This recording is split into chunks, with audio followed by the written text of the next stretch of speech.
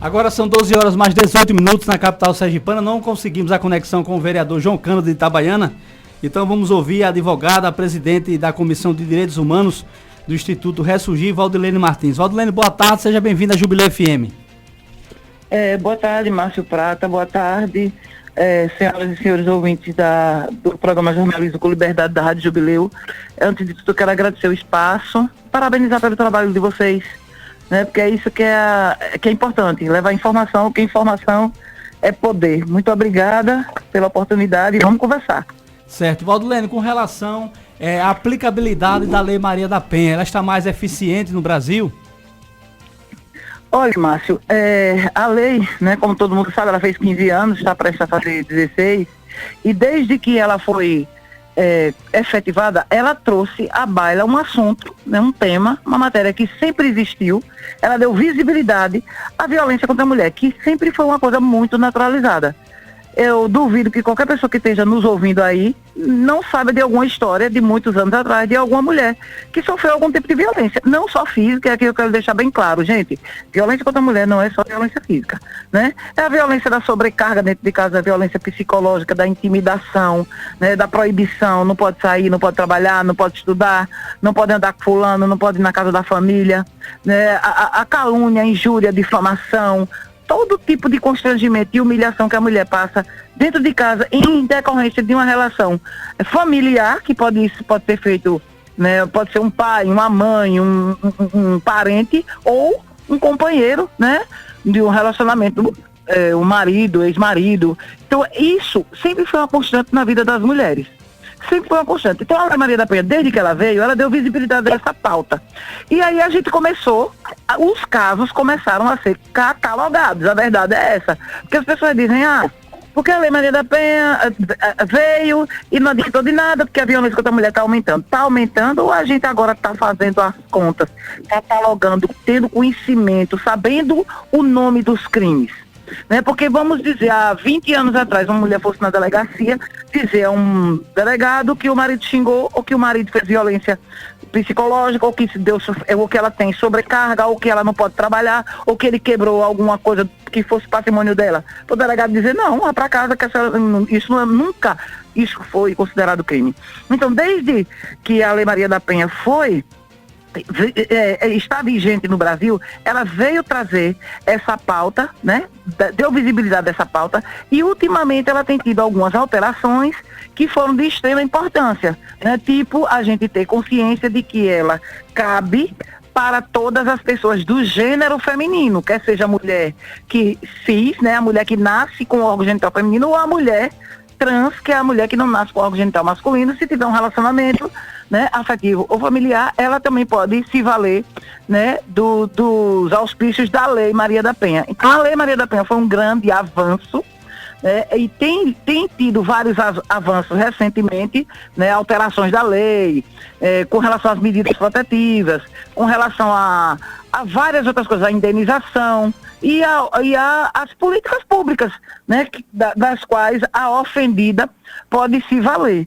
Então, assim, a gente já evoluiu muito, o Brasil já caminhou muito nesse sentido, mas o caminho que falta percorrer ainda falta muito, é muito longo ainda, porque só em 2021 nós tivemos 2.300 órfãos do feminicídio, né? Porque ainda tem essa questão, Márcio, que ainda não está sendo vista com a relevância que tem que ter, né? Que é a questão das crianças, das pessoas que ficam sem mãe, porque a mãe foi morta, né? E sem pai, porque o pai matou e foi preso.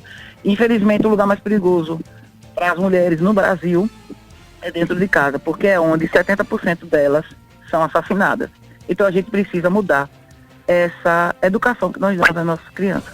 Certo. E com relação em Sergipe, nós avançamos, existe muita preocupação, especialmente dos delegados, das delegacias especiais, no sentido de ajudar essas pessoas, de coibir essas ações de violência contra a mulher, doutora Valdilene?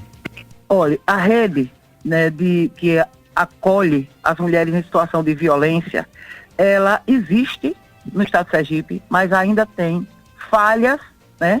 Algumas falhas, grandes falhas, principalmente quando se trata do âmbito municipal. Porque assim, o Estado, quando eu falo Estado, eu falo nas 3 esferas, municipal, estadual e federal, ele tem que estar presente quando nós precisamos. Mas o primeiro lugar que você vai, quando você sofre qualquer violação de direito, o primeiro lugar que você busca ajuda é no município. Então, infelizmente, a rede municipal, ela ainda é muito falha, porque o maior problema que nós temos, Márcio, o maior problema que nós temos, Márcio Prata, é que a cada eleição, né, nova, que muda a gestão, que muda o prefeito, que muda a prefeita, as políticas públicas vigentes se perdem. Então, eu estou falando isso de regra, né? Verdade. Claro que toda regra tem exceção. Pode ter alguns municípios que isso não acontece, mas a regra é essa. Hoje nós temos 75 municípios no estado de Sergipe e apenas 35 deles têm coordenadoria de políticas públicas para as mulheres. A coordenadoria de políticas públicas para as mulheres é o órgão articulador dessas políticas públicas para fortalecer a rede de atendimento a essas mulheres em situação de violência doméstica familiar. E quando eu falo essa rede, é a rede para dar o suporte jurídico, psicológico e social. Quem compõe essa rede é o município, né, em suas secretarias de assistência, de educação, de saúde, é o Ministério Público, é a Defensoria Pública, é a Secretaria de Segurança Pública, é o Poder Judiciário. Então, assim, a rede, ela é composta por diversos atores e sempre, né, fica algumas deficiências, algumas carências. Por exemplo, nós só temos 6 delegacias especializadas no estado todo. O ideal é que pelo menos essas delegacias fossem regionalizadas. Então não existe, né, o atendimento conforme consta a lei. Mas apesar de todas essas deficiências, sabe, Márcio, ainda tem um detalhe. Sergipe, quando a gente compara com outros municípios, com outros estados, a exemplo do Rio de Janeiro, Bahia, outros estados, né, que tem por aí, a gente está no caminho certo, sabe? E com fé em Deus a gente vai fortalecer essa rede. Aqui no estado de Sergipe, ano passado, foram 20 mulheres assassinadas em 2021. Em 2022, hoje nós já temos 6 casos de feminicídio. Então, tem um detalhe nas 20 mulheres que morreram ano passado, que eu comecei a observar isso ano passado. Nenhuma dessas mulheres tinha sequer um boletim de ocorrência contra esses homens. Aí você pergunta, por que a demora de denunciar? Por quê? O que acontece? Então são vários fatores que prendem essa mulher num relacionamento abusivo, né? Começa pela questão familiar, a questão religiosa, a questão cultural como um todo, né? Às vezes a pessoa não tem suporte familiar, não tem suporte do Estado, não acredita no sistema, né? Procura uma delegacia uma vez, não vê uma efetividade. Por exemplo, uma mulher que a média é essa, 3, 4 filhos, não tem emprego, não tem estudo suficiente para arrumar um emprego. E aí não tem um suporte familiar, né? E aí ela precisa da assistência do município, psicossocial, para ser inserida num Bolsa Família, sei lá, e ser inserida no aluguel social. Precisa ter uma creche para deixar essas crianças para ela ir trabalhar. Precisa de uma capacitação para poder ter um emprego, precisa de um emprego. Então, como essa mulher pode sair desse relacionamento? Nós temos muita dificuldade para socorrer essas mulheres, porque muita gente pensa que é só denunciar, é só ir na delegacia. E o resto? Como se sustenta? Como essa mulher vai sobreviver, né, após sair desse relacionamento? Sabe? Então, a nossa rede, principalmente a questão municipal, ainda é muito deficitária. Um dos maiores problemas, e na minha opinião, principal, que se tiver algum prefeito, alguma prefeita, alguma pessoa de município nos ouvindo aí, esses cargos, né, que trabalham na rede, no município, por exemplo, a coordenadoria de políticas para as mulheres, cargos desse tipo não deveriam ser cargos comissionados. Deveriam ser cargos ocupados por pessoas efetivas, porque independente de ser prefeito A, prefeito B, prefeita A, prefeita B, aquela política pública estaria funcionando. Não caía tudo por terra para começar tudo de novo. Entendeu, Márcia? Então isso é um dos maiores problemas que nós temos. É que não existe, na verdade, nas gestões, as políticas de Estado, mas sim política de governo. O governo sai, cai tudo por terra. O sucessor, a sucessora, não procura saber o que está funcionando para continuar, e sempre o povo que sai perdendo, as famílias. As pessoas, gestores, gestoras, a sociedade tem que entender que quando se trabalha políticas públicas de combate, prevenção, né, enfrentamento à violência doméstica e familiar, a gente está investindo na paz da família, que é a base da sociedade, e qualidade de vida da família, qualidade de vida no município, no estado e assim sucessivamente. Então, esses avanços são importantes para que a gente possa, de uma vez por todas, coibir, né, esses crimes, esses feminicídios, essas faltas de políticas públicas, para que a gente possa encontrar cada vez mais os caminhos dos avanços, né, que a gente possa ser o primeiro a nível de Brasil e superar tudo isso que as mulheres trans, as mulheres têm enfrentado aqui no nosso estado, doutora. Justamente, olha, Sergipe tinha tudo para ser um projeto piloto do Brasil, de exemplo, de solução dessas questões, sabe, de violência doméstica e familiar.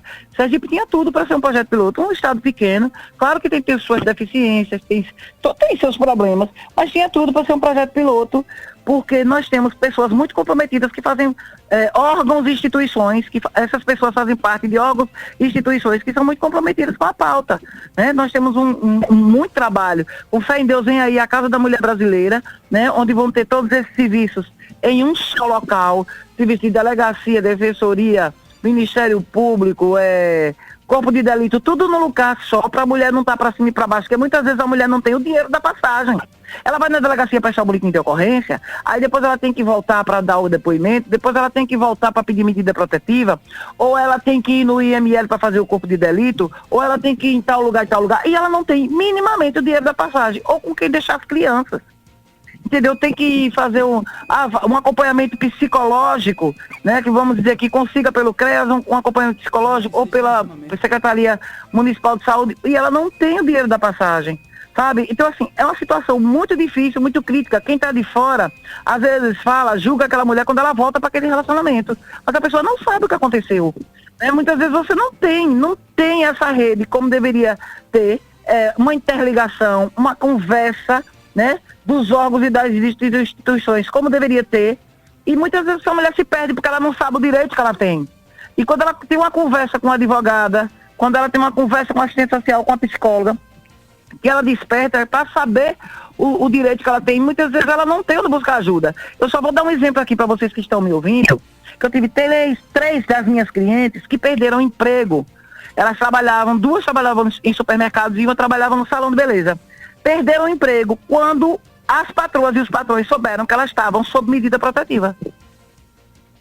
Porque ela estava sob medida protetiva, porque elas estavam sob risco de morte. Então as pessoas não querem ajudar, as pessoas não querem sequer andar perto dessa pessoa, para você ver como a vida, né, da mulher que sofre violência doméstica e familiar é sofrida. E a gente precisa falar para essas mulheres que elas precisam denunciar esses homens o quanto antes, não esperar agressão física, né? Porque violência não é só física.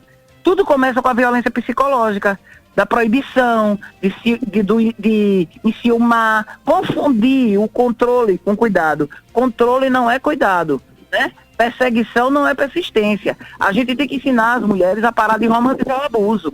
Ele vai mudar, ele vai melhorar, e muita mulher morre acreditando nisso, né? E não pode ser assim. A gente tem que dar apoio, a gente tem que dar a mão a essas mulheres. Às vezes as pessoas sabem dos casos, não denunciam. Qualquer pessoa pode denunciar. Qualquer pessoa pode ligar para o 180, qualquer pessoa pode ligar para o 181, qualquer pessoa pode ligar para o 127, que é o disco de denúncia do Ministério Público, né? Qualquer pessoa pode ligar para o 190 na hora que o crime está acontecendo, sabendo que o 190 nem sempre resolve, porque muitas vezes a mulher não tem força para enfrentar um inquérito policial e um processo na justiça, porque ela não sabe sequer que a lei garante a ela o direito à assistência jurídica, né? E muitas vezes o município não dá, às vezes o estado não dá, e essa mulher fica, né, presta aquele depoimento e não sabe nem o que está acontecendo dentro do processo, porque o processo judicialmente corre em segredo de justiça. Então, assim, é muito sofrimento, sabe, Márcio? Muito sofrimento. E essas mulheres, elas são revitimizadas, né, pela crueldade do julgamento da sociedade, pela insensibilidade, muitas vezes, de um atendimento que ela pode receber em um órgão público, que a gente chama de violência institucional. Então isso é terrível, sabe? Terrível. Infelizmente é o que acontece. Eu quero lhe agradecer mais uma vez. Muito obrigado pela atenção. Estamos sempre com as portas abertas, viu? E eu que agradeço a vocês, parabenizo mais uma vez pelo trabalho de vocês. E mulheres, acreditem, vocês não estão só mesmo. E eu queria deixar aqui, Márcio, pedir licença a você para deixar o telefone do Instituto Ressurgir Sergipe, Claro. né, que eu sou idealizadora do Instituto, que é uma instituição sem fins lucrativos que está aí para fortalecer a luta de prevenção, combate e enfrentamento à violência contra a mulher. Você quer tirar uma dúvida, você quer saber como é que faz o procedimento, para onde recorre, onde vai buscar ajuda, você liga 79 ou manda no WhatsApp 799-8852-1850. 799-8852-1850. Muito obrigada mais uma vez.